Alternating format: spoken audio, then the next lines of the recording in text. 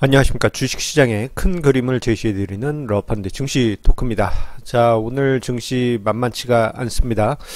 자, 아침부터 해서 증시에 큰 악재가 하나 발생하면서 자, 아시아권 증시와 미국 선물시장을 크게 하락시키고 있습니다. 자, 그 악재는 화웨이의 CFO가 캐나다에서 구속되었다는 소식이 바로 그것인데요. 자, 지난 주말 사이에 미중 무역 전쟁이 일단락되면서 좀 위안을 삼고 안심을 하려고 하였는데 그 긴장감이 다시 살아나는 것은 아닌가, 그러한 우려가 지금 커지고 있습니다. 자, 그 결과로 인해서 오늘 코스닥 시장 그리고 코스피 시장 큰 폭의 낙폭이 발생하고 있고, 자, 홍콩 증시, 중국 증시의 낙폭은 제법 깊게, 매우 깊게 나타나고 있죠. 자, 중국 화웨이의 창업주의 딸이자 CFO인 멍완저우가 캐나다에서 미국의 요청으로 체포되었다라는 소식이 오늘 아침, 거의 긴급 뉴스식으로 등장했습니다. 이란 제재 위반 혐의로 체포되었다고는 하지만, 자, 지금 미국 무역 전쟁이 휴전하기로 하고 얼마 지나지 않은 상황이기 때문에, 자, 이 미국이 어떤 무역 협상에서 어떤 우선권, 우위에 있기 위한 하나의 포석이 아니냐, 그렇게 분석이 되기도 합니다. 어쨌거나 다시 한판 붙자는 식으로 그렇게 나오는 거다 보니까, 자, 월요일에 사라졌던 무역 전쟁 불안감이 다시금 수면 위로 이렇게 싹 올라왔습니다. 자, 이 생각을 해보면요, 참 시장의 악재가 하루도 없는 날이 없는 것 같습니다. 예, 시장이 상승장일 때도 그렇고 하락장일 때도 그렇고 악재는 꼭 등장하는 것 같습니다.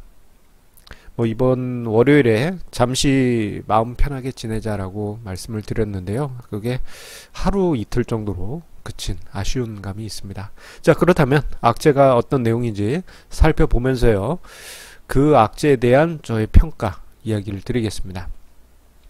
자, 갑자기 등장한 악재, 화웨이 CFO 구속 소식. 자, 오늘 아침 일찍부터 해서 로이터와 AFP 통신발로 해서 캐나다 수사당국이 대이란 제재 위반 혐의로 멍완저우 화웨이 CFO를 구속했다라고 그렇게 소식을 전했습니다. 아이고, 내일 정도 이게 그 구속 여부를 다시 심사한다고는 하는데요. 자, 미국 사법당국에서 요청을 한 것이어서 미국으로 송환돼서, 뉴욕 법원에서 재판이 있을 것으로 그렇게 보여지고 있습니다. 매우 민감한 지금 상황이죠. 자, 그런데요, 그 뉴스 기사를 쭉 보다 보면요, 좀 의아한 부분이 한 군데 있어요. 그게 뭐냐면, 뉴스 내용 중에 꼭 이 문구가 있습니다. 지난 1일에 밴쿠버에서 체포됐다. 지난 1일에. 자, 지난 1일이면 어느 날입니까? 자, 미국과 중국의 무역전쟁 협상이 한참 진행되었던 그 시점이었죠. 자, 그리고도 5일이 지나서야 뉴스가 나왔습니다. 자, 우리가 생각을 해보겠습니다. 자, 중국 정보당국입니다. 그리고 여러분들이 만약에 중국 정보당국이고, 그리고 혹시나 그 화웨이에 가까운 정보통이 있다고 한다면요, 이미 뭔가 문제가 있다는 걸 알겠죠. 벌써 5일 전 일입니다. 밴쿠버에서 화웨이 CFO가 체포된 그 사건이 5일 전에 있었고, 그게 5일이 지난 오늘에서야 뉴스로 나왔습니다. 뭔가 좀 이상하지 않나요? 미중 무역 협상이, 자, 지난 주말 토요일 일요일 사이에 있을 때, 그때 이 이슈가 과연 시진핑과 그리고 중국 무역협상 관계자들이 몰랐을까요? 아마 알고 있었을 가능성이 크지 않을까 싶습니다. 자, 좀 의아한 부분입니다. 자, 어쨌거나 이 재료의 등장으로 인해서, 자, 시장이 크게 하락했는데 그 하락의 큰 공백을 설명하기 위한 하나의 재료로 등장한 게 아니냐, 하나의 하락을 설명하기 위한 명분이 아니냐, 이렇게 느껴질 정도였습니다. 만약에 저 재료가 악재인 것은 맞습니다. 그렇다면요, 이미 주가에 선반영 되었어야만 합니다. 월요일부터 미중 무역전쟁 협상이 있었지만 화웨이 CFO가 좀 이상하다라는 그런 뉴스가 있었어야만 합니다. 예, 근데 좀 너무 늦게 나온 것이죠. 자, 그렇다면 저 화웨이 CFO 이슈 자체가 큰 악재라기보다는 이게 뭐랄까, 이게 악재는 악재인데 다른 악재와 맞물려서 이게 증폭되면서 상승 효과를 만들었을 가능성으로 우리가 이 악재를 평가를 해볼 수 있겠습니다.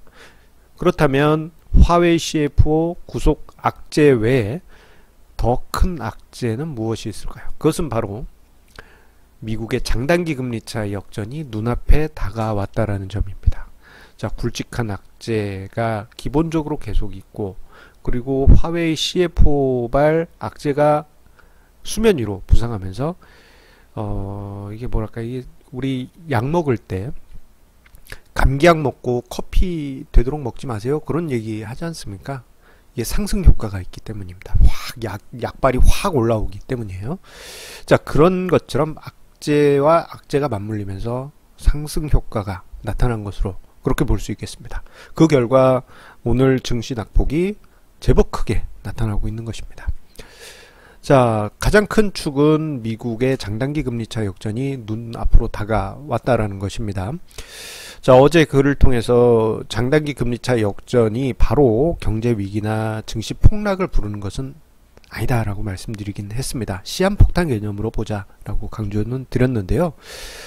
다만 단기적인 측면에서 봤을 때 장단기 금리차가 역전이 될 때 그 순간에 시장 참여자들이 불안한 시그널로 해석하면서 단기적으로 제법 큰 임팩트를 시장에 흔들흔들 가져다 줄 수가 있습니다. 자, 그런데 지금 화면상에 보시면 미국의 장단기 금리차 10년 국채와 2년 국채의 수익률 차이가 이번 주 들어서 급락하는데 어제 밤 사이에도 급격하게 줄어들면서 10bp 언더로 내려온 그런 상황입니다. 10bp 언더. 이거 뭐 순식간에 역전될 수도 있는 그러한 여지가 커진 것이죠. 자, 이런 불안감이 커진 상황에서 화웨이 CFO 이슈가 같이 등장하니, 이게 사실 그 CFO 이슈가 없더라도 증시가 아마 좀 요동쳤을 가능성이 큽니다. 왜냐? 장단기 스프레드가 급격하게 축소되었기 때문에.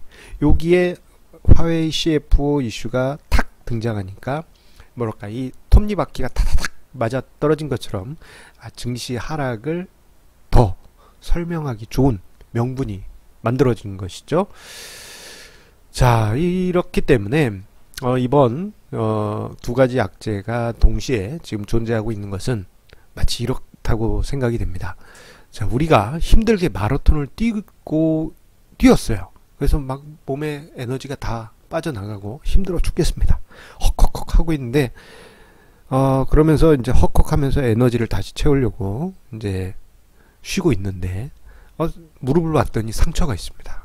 뭐 달리다가 좀 상처를 입었던 것 같습니다. 자, 그런데 좀 쉬려고 한 차에 상처가 있는 게 계속 마음에 거슬려요. 이거 며칠 동안 고생하겠네. 하필이면 무릎이야. 무릎 마라톤 하는데 무릎에 또 상처가 나면은 이게 또 고질병이 될 수도 있지 않습니까? 이런 막 좀 아픈 상황인데 화웨이 CFO 구속과 같은 그러한 사이드 악재가 등장합니다. 마치 이 상처에 소금을 팍팍 뿌린 것처럼 말이죠. 상처에 소금 뿌리면 어떻습니까? 상상만 해도 괴롭습니다.